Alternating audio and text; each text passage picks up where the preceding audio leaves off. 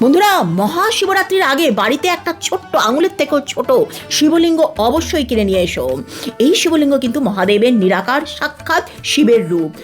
যখন কিনে নিয়ে আসবে লাল কাপড়ে মুড়ে আনবে এবং এটা যেন পাথরের হয়, এবং বাড়িতে নর্থ ইস্ট ঈশান করে এই শিবলিঙ্গকে প্রতিষ্ঠা করবে। মহাশিবরাত্রির আগে গঙ্গা জল কিনে নিয়ে আসা অত্যন্ত শুভ মানা হয়। গঙ্গা জল কিনে নিয়ে এসে কিন্তু প্লাস্টিকের বোতলে রাখবে না, কাঁচের বোতলেই রাখবে। গঙ্গা জল বাড়িতে বাস্তুদোষকে নিবারণ করে এবং বাড়ির মধ্যে সমস্ত নেগেটিভ এনার্জিকে বার করে দেয়।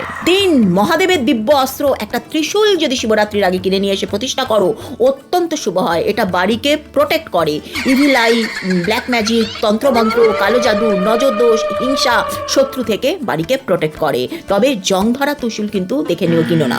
মাটির প্রদীপ কিনে নিয়ে আসবে, ঘরের আর্থিক সংকট দারিদ্রতা দূর করবে। গোমাতার ছবি এনে যদি রাখা হয় তাহলে মানা হয় সেই বাড়িতে মা লক্ষ্মী চিরস্থায়ী হন।